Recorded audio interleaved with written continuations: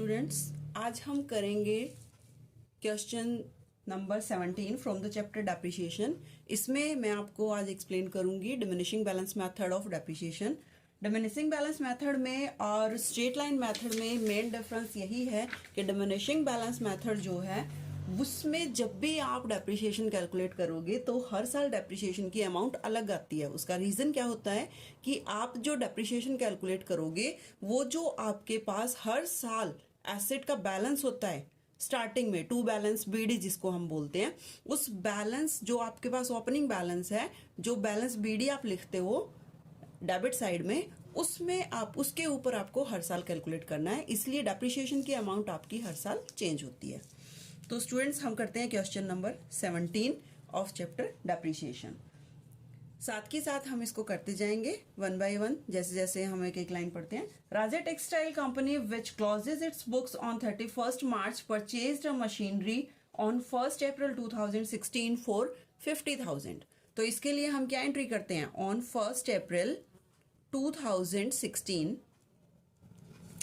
To bank account, जितने में हमने मशीनरी परचेज की है वो हमने डाला to bank account 50,000 rupees on 1/10/2017। मतलब इसके बाद ये 1 अक्टूबर 2017 को करेगा जो भी ट्रांजैक्शन इसकी हुई। मींस अब हम इस साल में, ये साल हमारा क्लोज होता है 31st March 2017 को, तब हम इस पर डेप्रिसिएशन कैलकुलेट कर देंगे। सो 31st March 2017 को बाय डेप्रिसिएशन, ये आपने 1 अप्रैल को परचेज किए तो 31 मार्च तक इसका जो है टोटल 1 ईयर का जो डेप्रिसिएशन आता है वो हमारा आता है इसके ऊपर 10% ऑफ 50,000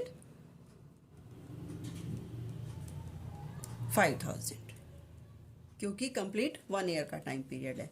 और सेम डेट को हम यहाँ पर लिखेंगे बाय बैलेंस CD 45,000। तो ये हमारा फर्स्ट ईयर कंप्लीट हो गया, क्योंकि फर्स्ट ईयर के रिगार्डिंग हमें इतनी ही इंफॉर्मेशन थी कि ये 10% रेट ऑफ डेप्रिसिएशन आपको at the end of the question दी हुई है, तो हमें 10% से कैलकुलेट करना है। नाउ ऑन 1/10/2017 ये जो बैलेंस CD है, क्योंकि अब हम एंट्री करेंगे 1/10/2017 को, तब तक हम इस CD को on the first day of the year यहां पर ले आते हैं 1 अप्रैल 2017 को टू बैलेंस BD।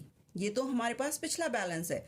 इसके अलावा अगर वो कोई भी एसेट परचेज करता है, मींस मशीनरी परचेज करता है या सेल करता है, तो उसकी एंट्री हम इस साल 31 मार्च 2018 से पहले अगर उसने कोई भी ट्रांजैक्शन की है तो हम इसमें डालेंगे। Otherwise eight the end of the year इस मशीनरी के ऊपर 45,000 के ऊपर हम 10% डेप्रिसिएशन कैलकुलेट कर देंगे।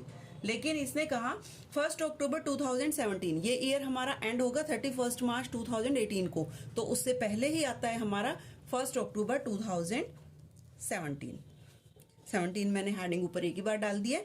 तो 1 अक्टूबर को इसने it purchased an additional machine for ₹30,000। इसने एक मशीनरी परचेज की 30,000 में। तो अगेन एंट्री यहाँ पर हम M1 लिख देते हैं, क्योंकि ये साल में 2 बार मशीनरी परचेज कर रहा है, हो सकता है इससे आगे और भी करे, तो हम यहाँ पर कर देंगे टू बैंक अकाउंट। और इस मशीनरी के लिए हम यहाँ पर लिख देंगे M2, ताकि हमें पहचान रहे कि मशीनरी इस डेट को जो खरीदी थी उसको हमने M1 से डिनोट किया है और इस डेट वाली को M2 से डिनोट किया है। तो यहाँ पर 30,000। अब the part of the machine which was purchased on 1/4/2016 means this costing 10,000 was for ₹3,600 was sold for ₹3,600 on 30th September 2019 means 31st March 2018 तक इसने कोई ट्रांजेक्शन नहीं की। जो नेक्स्ट ट्रांजेक्शन होगी हमारी वो होगी सितंबर 2019 को। तो हम इसको यहीं पर अभी मार्च में डेप्रिसिएशन कैलकुलेट कर देंगे 31 मार्च को 2018 बाय डेप्रिसिएशन M1 पर और M2 पर अलग अलग।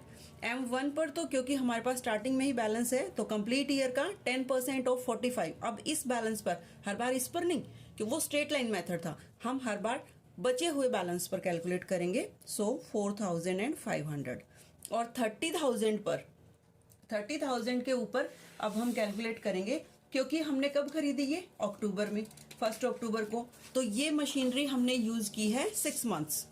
30,000 की मशीनरी है, ये हमने यूज़ की है 6 मंथ। कैसे? अक्टूबर, नवंबर, दिसंबर एंड जनवरी, फरवरी, मार्च। तो इसके ऊपर भी 10%, लेकिन 6 मंथ्स का।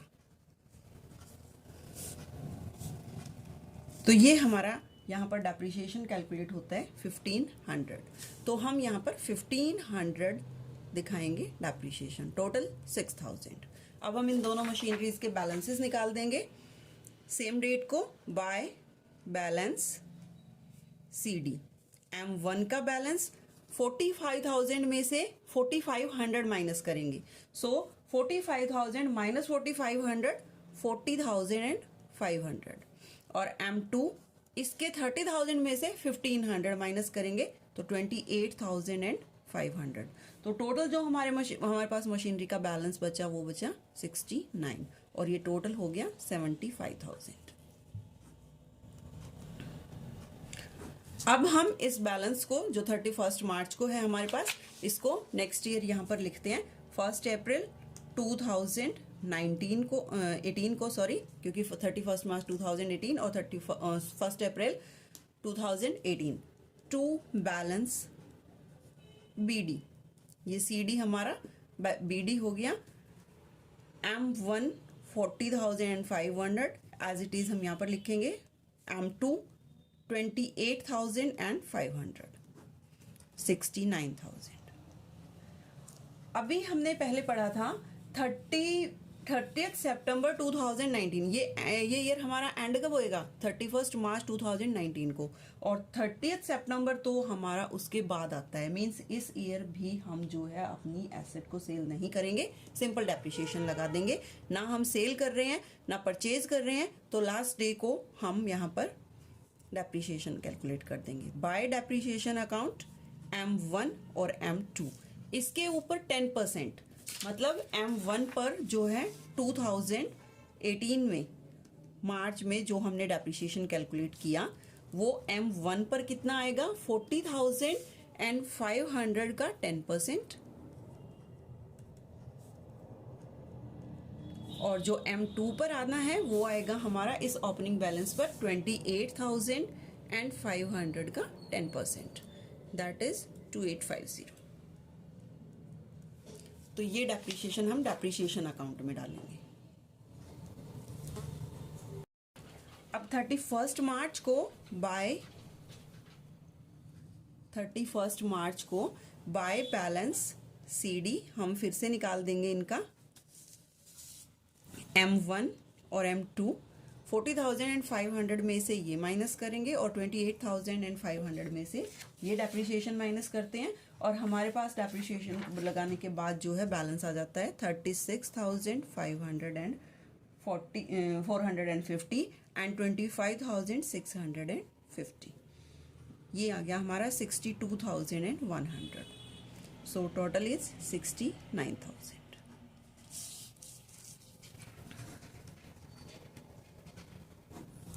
अब ये बैलेंस हमारा ओपनिंग में यहाँ जाता है 1 अप्रैल 2018 को। तो यहाँ पर ये 19 था, तो 19 को to balance BD M1 36,450 and M2 25,650 and total is 62,100।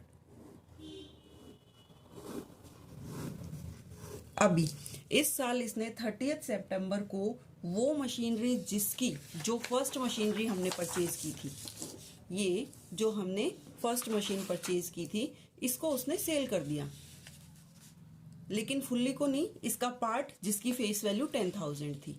तो देखिए इसको हम कैसे पता लगाएंगे कि आज के दिन उसकी जो है आफ्टर डेप्रिसिएशन वैल्यू कितनी है।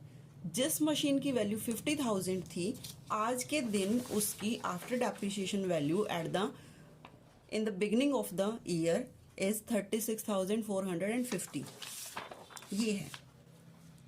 तो जिस मशीन की ओरिजिनल वैल्यू, इसी का वो पार्ट है, 10,000 थी, उसकी क्या वैल्यू होएगी आफ्टर डेप्रिसिएशन? हम इसको डिवाइड कर देंगे और डिवाइड करने के बाद इसकी वैल्यू को हमारे पास आता है 7, 2, 9 एंड 0। तो इसकी वैल्यू पिछले ईयर्स का डेप्रिसिएशन माइनस करने के बाद, जिसकी ओरिजिनल कॉस्ट 10,000 थी, उसकी वैल्यू आफ्टर डेप्रिसिएशन 7,290 है। इसमें से अब हम अप टू 30 सितंबर डेप्रिसिएशन और माइनस करेंगे, 1 अप्रैल से 30 सितंबर तक का।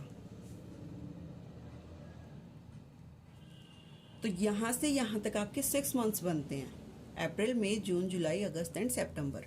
तो इसके ऊपर 10% और 6 मंथ्स का ये आता है हमारा 365। मैंने इसको अप्रॉक्स कर दिया, ये डेसिमल्स में था। तो 365 इस पर डेप्रिसिएशन आता है। तो क्योंकि ये हमने सेल की है 30 सितंबर को, तो हम इसके ऊपर 30 सितंबर को ही 2019 में बाय डेप्रिसिएशन, सिर्फ क्योंकि हमने M1 का एक पार्ट सेल किया है उसके ऊपर 365 उसको सेल किया हमने, तो बैंक से हमारे पास आए 3600।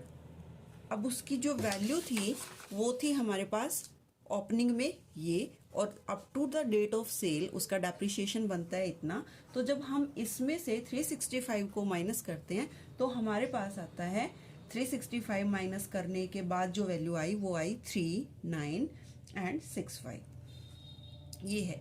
तो ये वैल्यू आई मेरे पास 729, जस्ट 7290 में से मैं 365 डेप्रिसिएशन प्लस जितने में सेल हुई वो वैल्यू, ये वैल्यू मैं माइनस कर देती हूँ। तो ये वैल्यू माइनस करने के बाद मेरे पास बचता है इतना, this is loss on sale. तो लॉस ऑन सेल हमारा किस में जाता है, बाय P&L, ब्रैकेट में डाल देंगे लॉस ऑन सेल। ये सभी एंट्री हमारी 30 सितंबर को ही चल रही हैं। तो 3, 3 एंड 2, 5 ये तो वो मशीन है जो सेल हो गई। अब जितना पार्ट इस मशीन का रहता है अनसोल्ड, और जितना ये जो सारी मशीन है इसके ऊपर हम 31 मार्च को डेप्रिसिएशन लगा देंगे ईयर के एंड में। तो हम जब इस पर डेप्रिसिएशन लगाते हैं तो इसका डेप्रिसिएशन मैं आपको अभी कैलकुलेट करके दिखाती हूँ। बाय डेप्रिसिएशन अकाउंट M1 पर और M2 पर ये मेरा आता है, जो मशीनरी का मेरे पास बैलेंस था वो था 36,450, जिसमें से कितने बैलेंस वाली हमने सेल कर दी, ये जिसका 7,290 था, ये मैंने सेल कर दी। तो जो बची हुई मशीनरी मेरे पास है वो है 29,160, और इसके ऊपर मैंने कैलकुलेट किया 10% इंटरेस्ट, तो यहाँ सॉरी डेप्रिसिएशन। तो मेरा डेप्रिसिएशन यहाँ पर आता है 2,9,106, और जो सेकंड मशीन है उसके ऊपर 25,650 का 10% ऐसे ही डायरेक्ट कर देंगे हम, क्योंकि ये सेल नहीं की है, इसके पूरे बैलेंस पर लगेगा। तो 2565 टोटल हो गया इसका डेप्रिसिएशन 548 एंड 1। ये सेम डेट को हम इसका बैलेंस निकाल देंगे, क्योंकि अभी फर्स्ट मशीन भी हमारे पास अनसोल्ड पड़ी है, सेल नहीं हुई है वो पूरी। तो हमारी जो अनसोल्ड मशीन रह गई ये थी 29,160। 29,160 में से इसके ऊपर जो डेप्रिसिएशन बना 2,916, वो हम माइनस करते हैं तो हमारी मशीनरी बचती है ये M1 बैलेंस, और M2 का जो बैलेंस बचता है वो 25,650 में से 2565 माइनस करने के बाद मेरे पास ये रहती है 23,085। ये बैलेंसेस हैं 26244 एंड 23085, टोटल मशीनरी का 49329। तो ये था हमारा मशीनरी अकाउंट। ये नेक्स्ट ईयर हो जाएगा बैलेंस BD। हमारी जो सेल हुई उस मशीन पर हमें लॉस हुआ 3,325, और जो हमारे पास बैलेंस पड़ा है वो फर्स्ट मशीन का है 26,244 और सेकंड का है 23,085। So total balance is 49,329। So thank you for watching.